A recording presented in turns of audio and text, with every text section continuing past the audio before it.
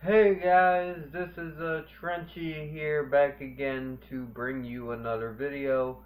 This time it's Thursday and you know what that means. Thrill Me Thursdays! Brought to you by Hey Isn't That Devon Graham, aka Andrew. Um, Thank you man for creating this challenge. It's very cool, very fun to do. This week we are doing it's wet here. I know it's wet there. My paper's all wet now. But today we're doing top 5 direct-to-video horror films. Very fun one. I had to do research on this one because I didn't know which ones were direct-to-video or not. Hopefully I got it right. I use sources like IDBM and Wikipedia. IDBM's usually solid with its shit, but Wikipedia can be flimsy. And so if I got something on here that actually was not direct to video, I apologize. My sources were incorrect. I apologize, man. I'm not. I was a little nervous about doing this one because I didn't know which movies were direct to video. I didn't know if I'd seen any, but it turns out I've seen quite a bit direct to video. Um, but yeah. Okay, we'll get into this. Number 5, which this is a horror film. It's a horror film for children, but this is a direct-to-video film that I could not leave off. That is Scooby-Doo on Zombie Island, 1998. Yeah. What can I say? This is a great children's film introduction into horror, I believe. It's actually quite scary.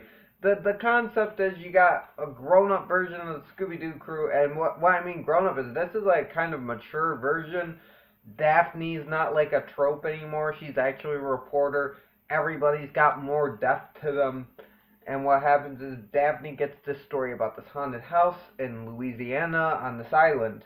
So she travels with this gypsy girl who keeps like doing sexual advances towards Fred, kind of creating some conflict there. And they go to this island, and there's this like cool little fairy boatman who's like fat and stuff, and this creepy lawn guy who's like jacked, and they have like this thing going with him and Velma, kind of in a way. And as well, they get there, and the gypsy girl's mother is like this like blonde, strict woman, and she's like, she's very strict, very kind of cold woman. And they go in to investigate this haunted house, do the story on this haunted house on this island. And there happens to be fucking zombie pirates there as well. And you think, oh, it's Scooby-Doo. None of this shit is real, you know? None of this shit is real. Oh, it's totally real. The zombies are real. The ghosts are real.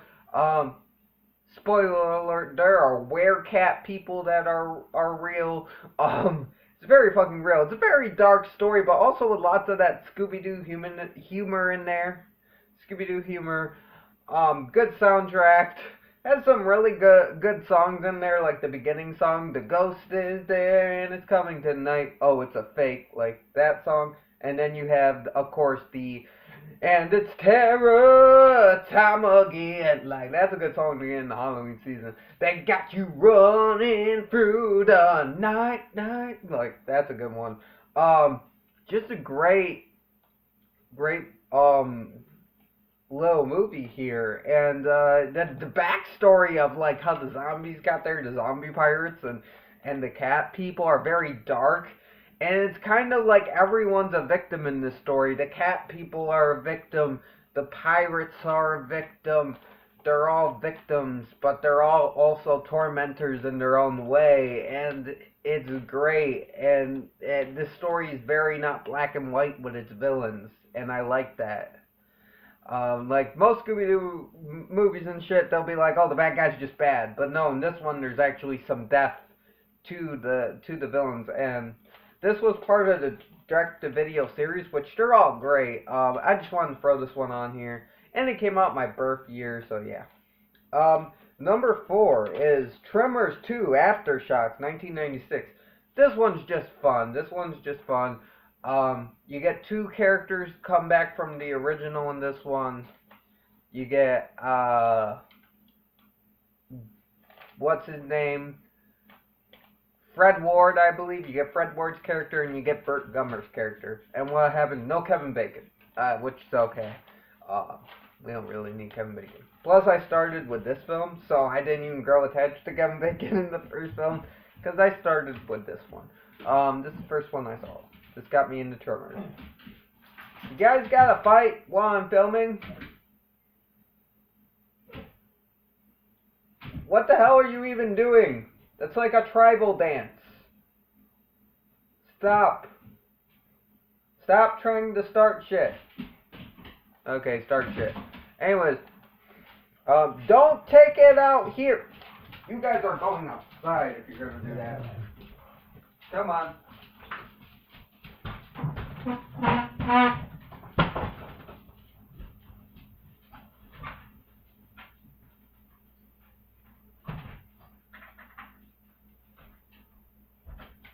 Sorry guys, I had to deal with a little thing called life.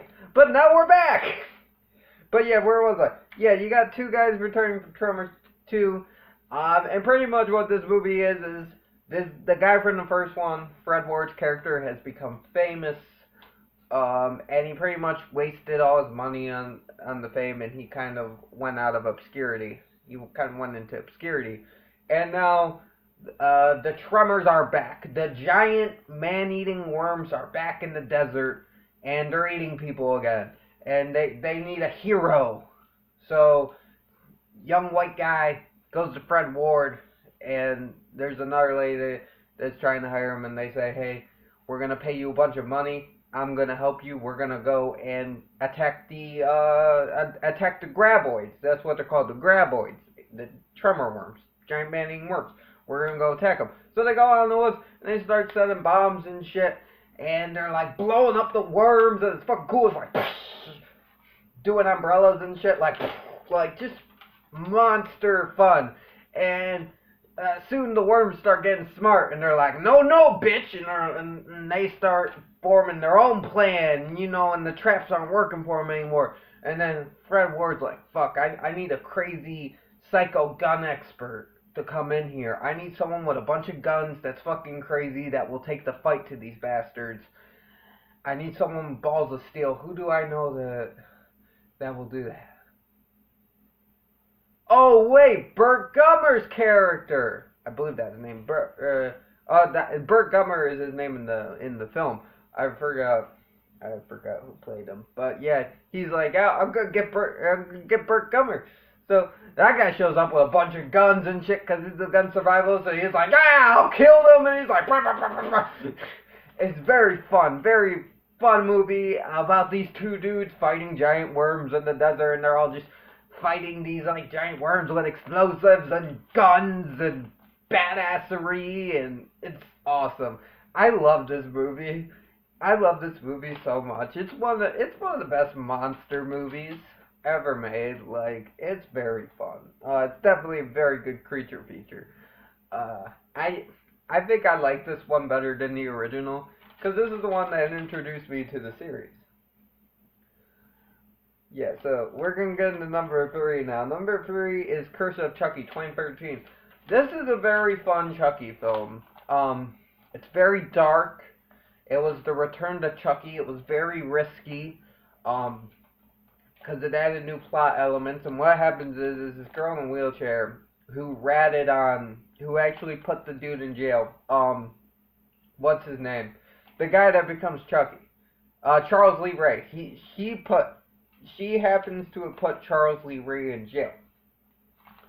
So now her family's all coming over, and they're trying to get her out of the house. You got like her sister who has a family, and there's a few other people there, like the nanny's there. I believe that's it. Yeah, you got the nanny, the daughter, which the nanny's actually fucking the mother. And the husband's there, and he don't know shit. And there's a priest over there at one point. And pretty much they're trying to get this lady out of the house. The lady in the wheelchair is like, no, I want to keep the house. Fuck off.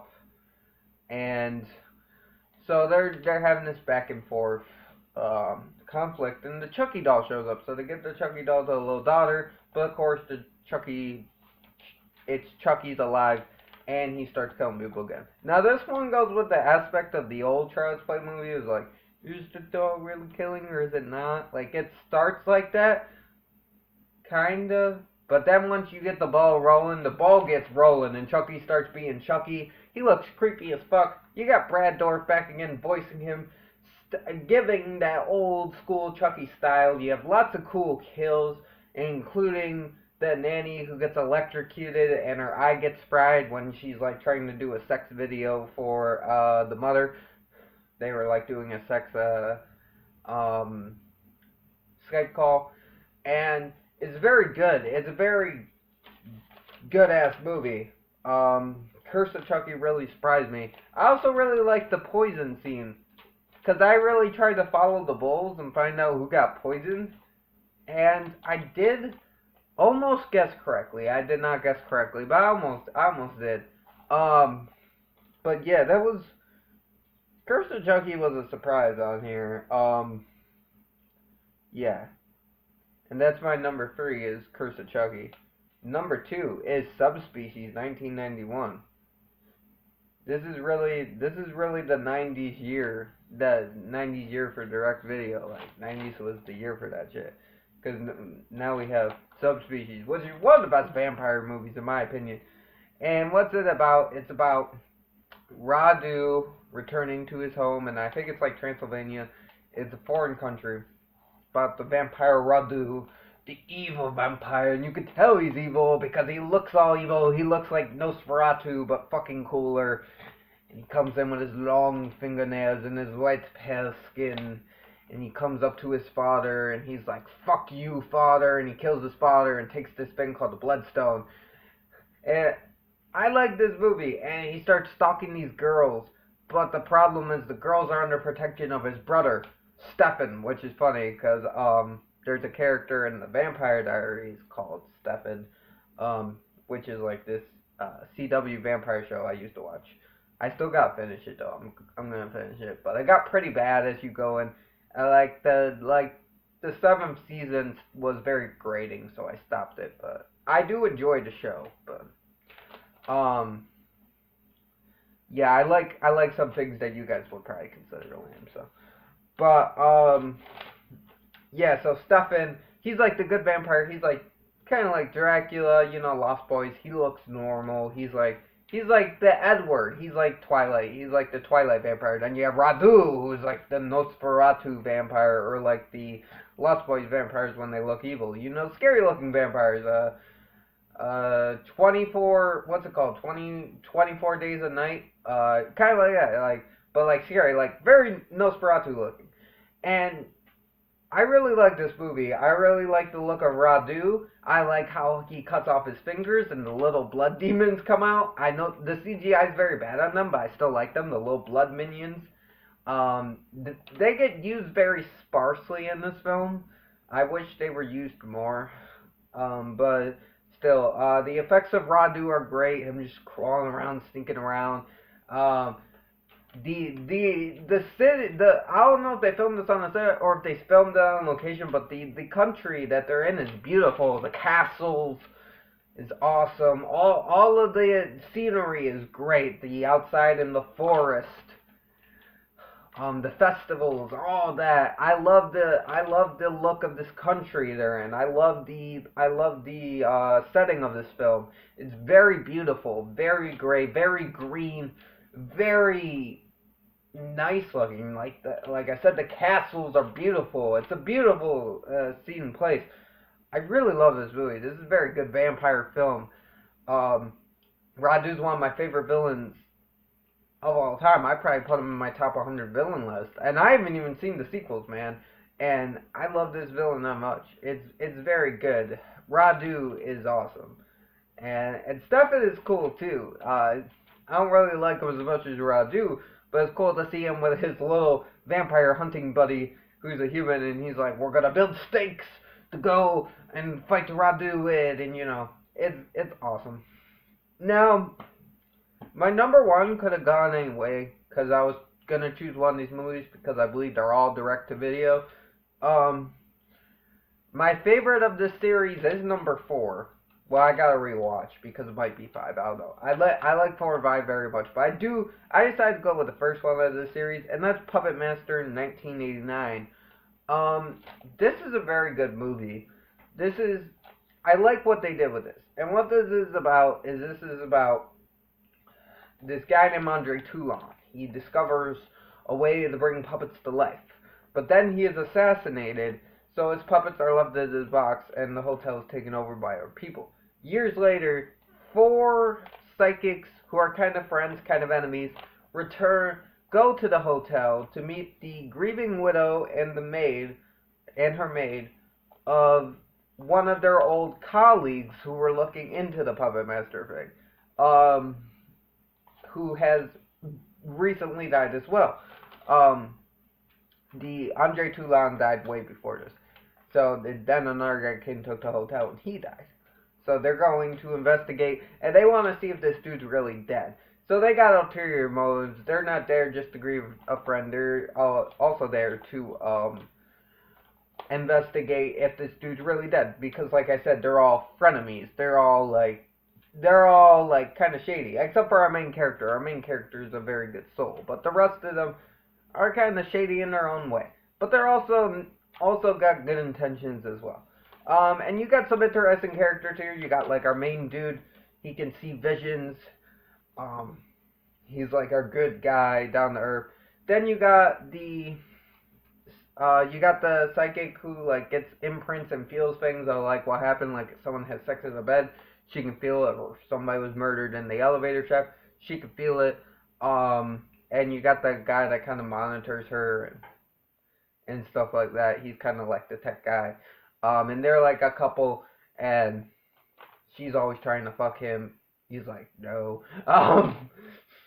That's a thing. And then you got the white witch with her dead stuffed dog she carries around and pins she sticks in pins. She's like psychic. She feels energy. She's a witch. Um, she's carrying around her incest. She's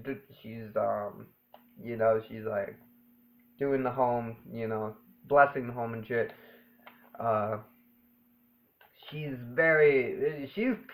she's very much a bitch in character, but she's very great to watch on screen. I love the White Witch. Awesome character. And then you get I'm not gonna talk about the wife's cool, but she's like kind of just there as kind of a love interest and kind of like stuff. She's not really that important. She's grieving. That's her character.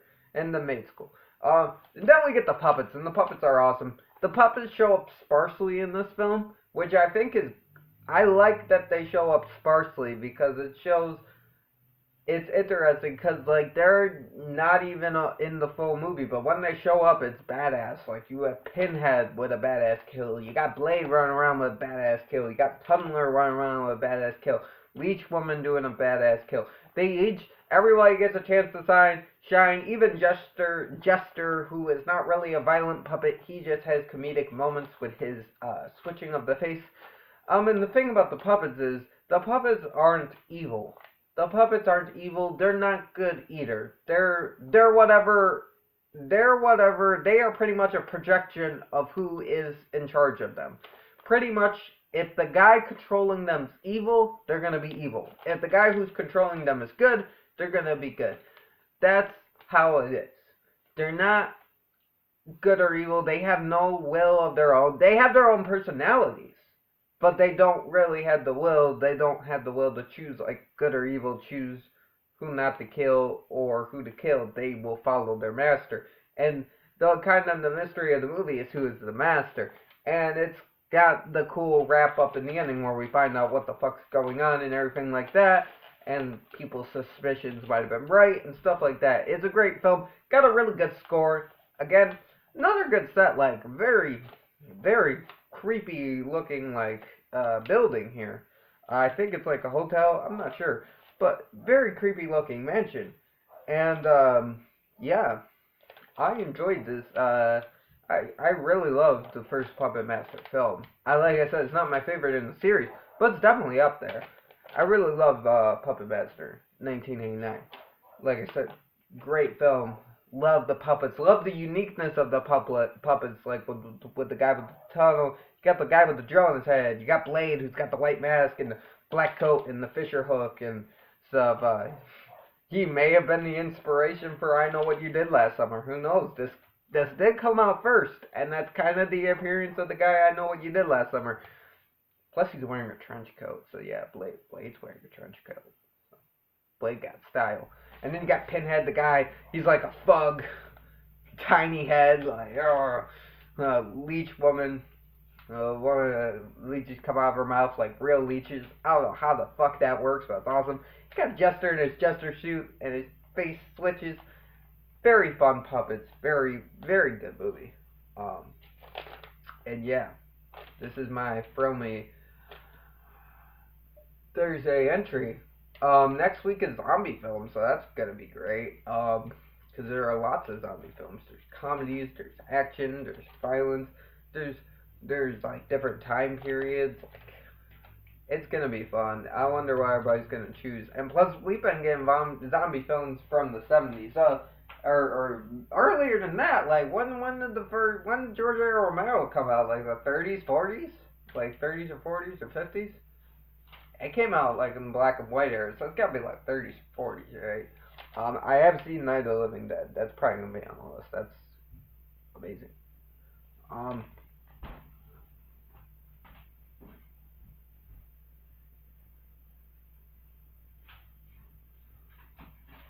Sorry about that, but yeah, no.